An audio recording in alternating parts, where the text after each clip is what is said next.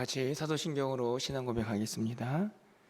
전능하사 천지를 만드신 하나님 아버지를 내가 믿사오며 그 외아들 우리 주 예수 그리스도를 믿사오니 이는 성령으로 잉태하사 동정녀 마리아에게 나시고 본디오 빌라도에게 고난을 받으사 십자가에 못 박혀 죽으시고 장사한 지 사흘 만에 죽은 자 가운데서 다시 살아나시며 하늘에 오르사 전능하신 하나님 우편에 앉아 계시다가 저리로서 산 자와 죽은 자를 심판하러 오시리라. 성령을 믿사오며 거룩한 공예와 성도가 서로 교통하는 것과 죄를 사하여 주시는 것과 몸이 다시 사는 것과 영원히 사는 것을 믿사옵나이다. 아멘. 우리 찬송가 290장 우리는 주님을 늘 배반하나 찬양드립니다. 290장입니다.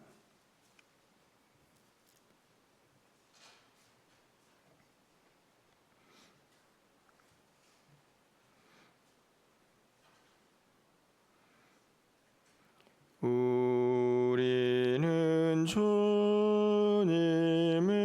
늘 배반하나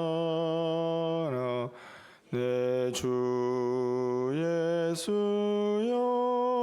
여전히 날 부르사 그 참되신 사랑을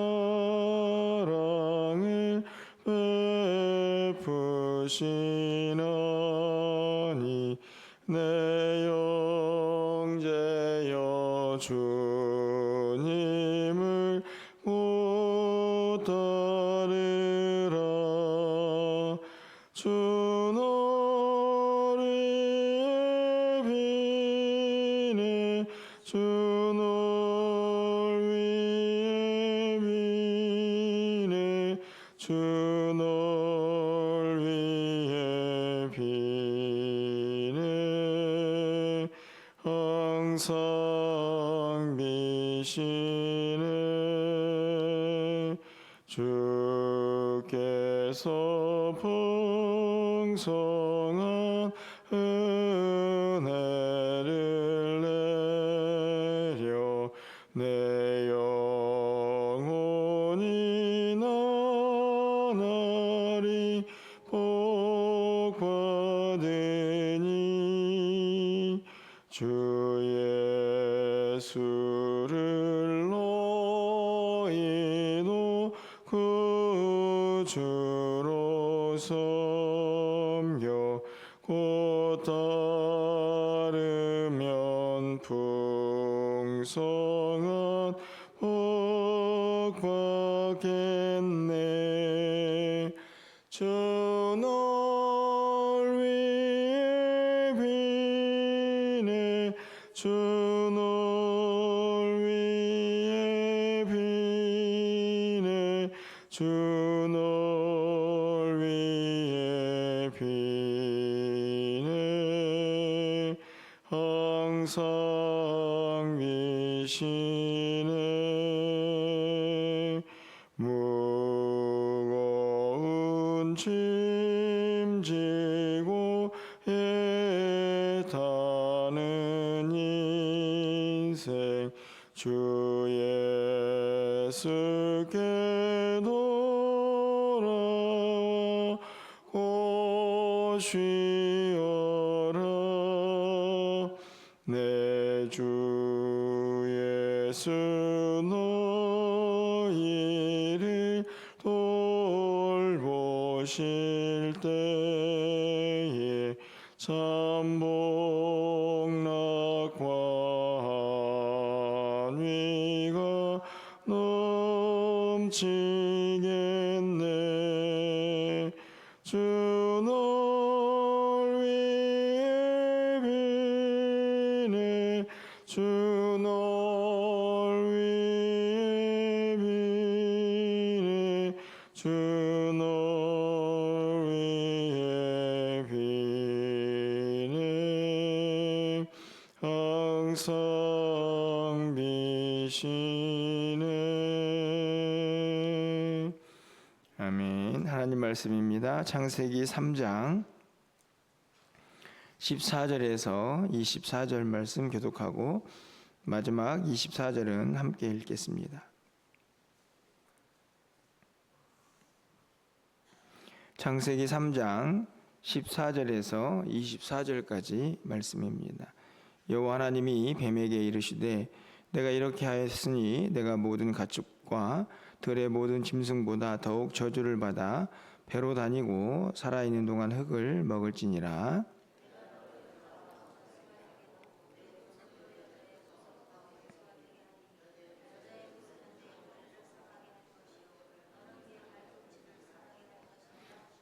또 여자에게 이르시되 내가 내게 임신하는 고통을 크게 더하리니 내가 수고하고 자식을 낳을 것이며 너는 남편을 원하고 남편은 너를 다스릴 것이니라 하시고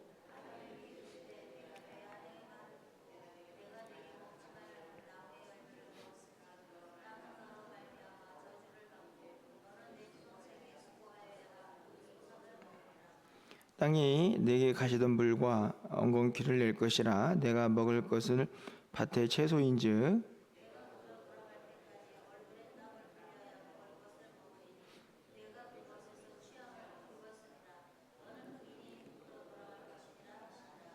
아담이 그의 아내의 이름을 하와라 불렀으니 그는 모든 산자의 어머니가 됨이더라.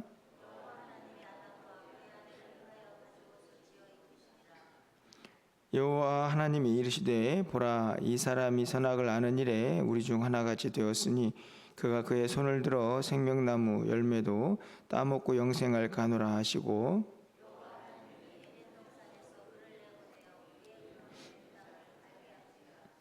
24절입니다. 이같이 하나님이 그 사람을 쫓아내시고 에덴 동산 동쪽에 그룹들과 두루 도는 불칼을 두어 생명나무의 길을 지키게 하시니라. 아멘.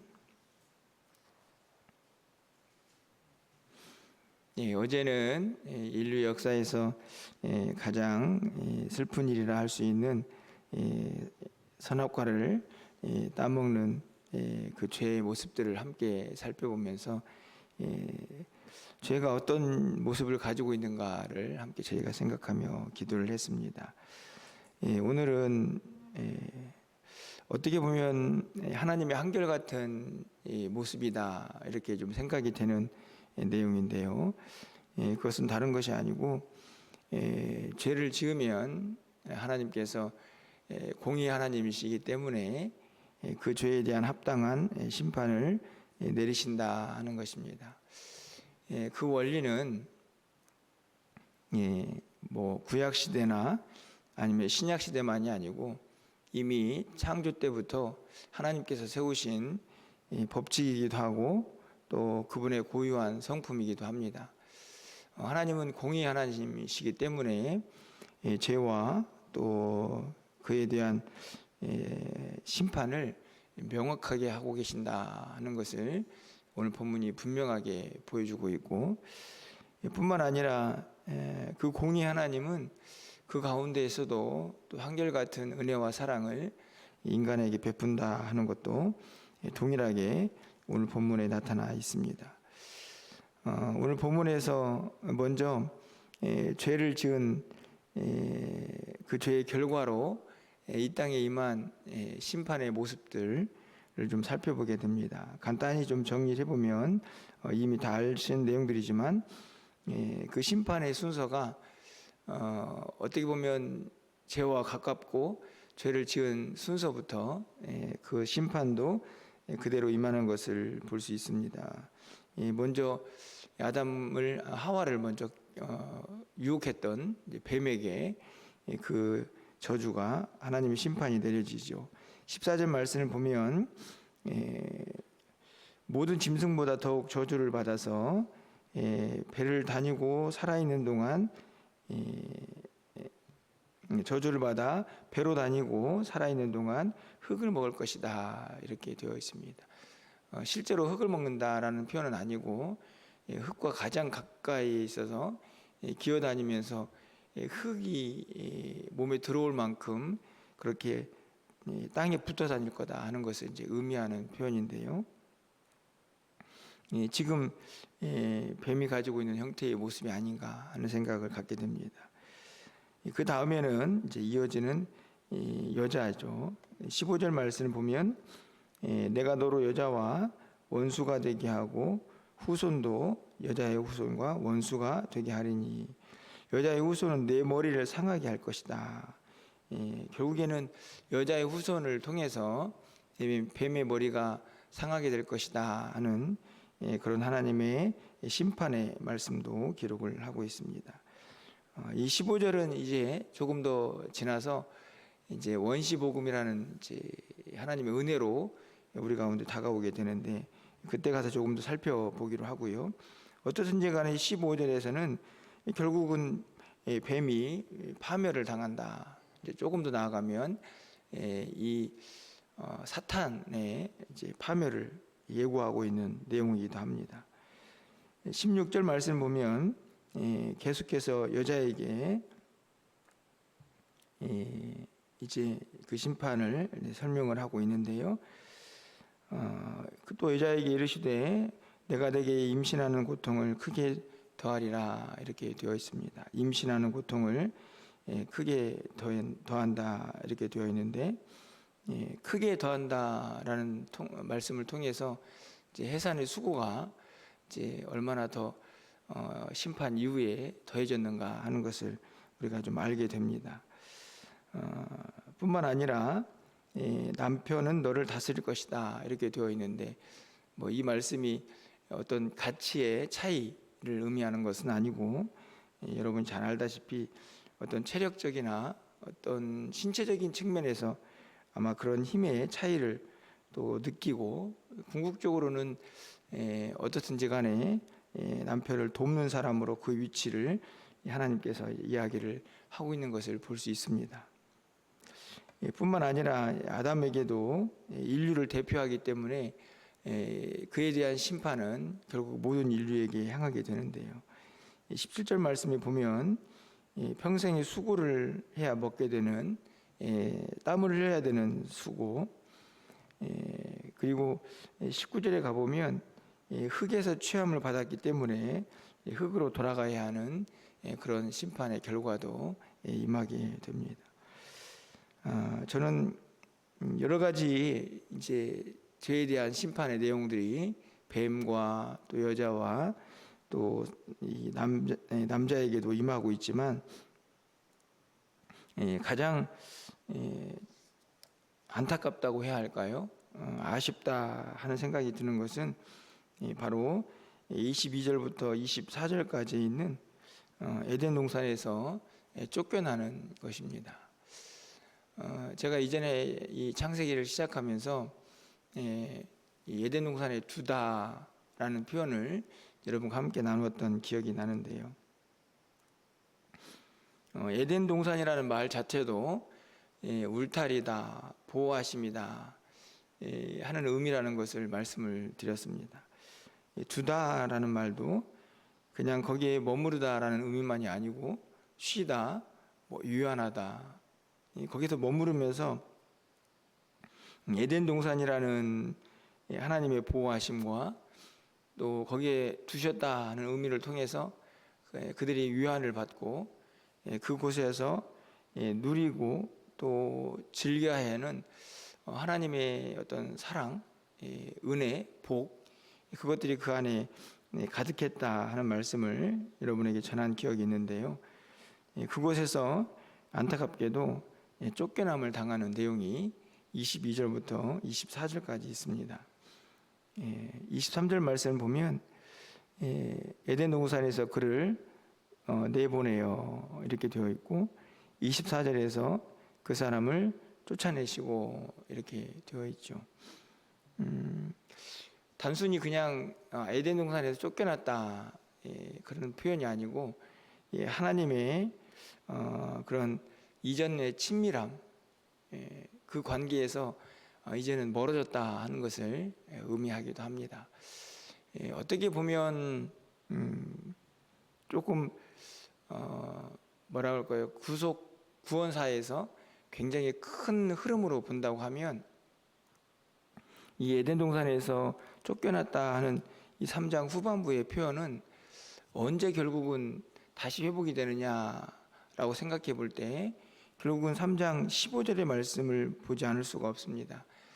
바로 이 15절의 말씀이 이루어질 때 이제 완전히 그 관계가 회복되는 것인데요.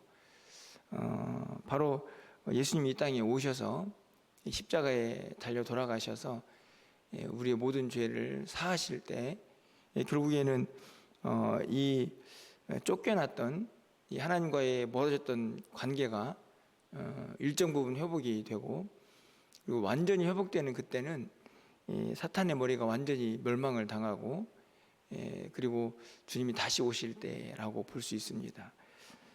이 창세기 3장은 단순히 죄를 짓고 하나님이 심판하셨다 하는 내용만이 아니고, 인류 역사에서 시작된 하나님의 구원의 역사가 어떻게 완성되고 이루어질 것인가 하는 것도 이 본문 안에 다 담겨져 있다 하는 것을 알 수 있는데요.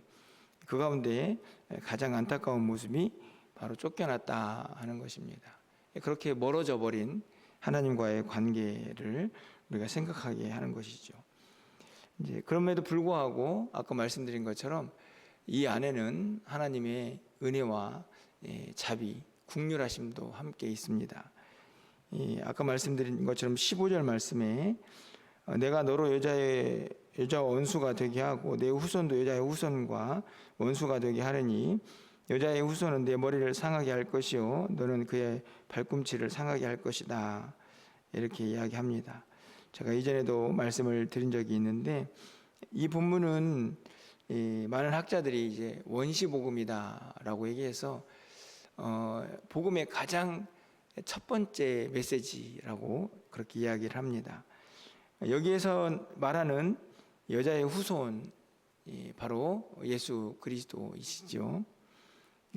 여기서 말하는 이제 너는 이제 뱀인데 사탄으로 총칭이 되는 이제 그런 존재입니다. 그 인간을 꾀고 유혹하고 결국에는 죄 가운데 빠지게 한 그 사탄의 실체를 결국에는 여자의 후손에서 그 심판을 하나님께서 하시겠다 말씀을 하시는 거죠. 그래서 우리가 잘 알다시피 마리아라는 한 여인의 후손을 통해서, 혈통을 통해서 예수님께서 메시아가 이 땅에 오시죠. 그리고 그분은 죄가 없어야 했기 때문에 동정녀의 성령으로 잉태를 하는 그런 모습도 우리가 신약 성경에서 볼 수 있게 됩니다. 결국에는 머리를 상하게 한다 하는 말은 사탄의 권세를 멸망시키는 메시아의 사역이고, 너는 그 발꿈치를 상하게 할 것이다. 이 사탄도 이제 최악의 발악을 하는데요. 그 중에 한 부분이 바로 십자가의 사건인 것을 우리는 또 발견하게 됩니다. 결국에는 인간이 죄를 지어서 하나님과의 영원한 단절을 경험할 수밖에 없지만, 그 가운데에서도 다시 회복의 메시지가 담겨져 있는 것을 볼 수 있으니 또 하나님의 은혜다 하는 것을 우리는 발견하게 됩니다. 그 가운데에서 정말로 마음에 이 감동이 되는 표현은 저는 21절이라고 생각이 드는데요. 21절 말씀을 가서 보면 여호와 하나님이 아담과 그의 아내를 위하여 가죽옷을 지어 입히시니라, 이렇게 되어 있습니다. 제가 생각하기에 하나님께서 내리신 뱀, 아담, 하와에 대한 심판 중에서 가장 안타까운 것은 에덴 동산에서 쫓겨나는 것이다 라는 생각이 좀 드는데요. 왜냐하면 하나님께서 그곳에 두셨는데 그곳에서 몰아내시는 하나님의 마음이 얼마나 아팠을까를 생각해 보게 되기 때문입니다. 그리고 회복, 하나님의 사랑을 발견할 수 있는 부분에서 또한 위로가 되고 감동이 되는 것은 21절에 입히시다 하는 표현인데요. 여러분들 잘 알다시피 하나님께서 이 죄를 지은 아담과 하와에게 가죽옷을 지어 입히시죠. 사실은 그냥 가죽옷만 생각해 보면 그 의미가 충분히 이제 이해가 됩니다.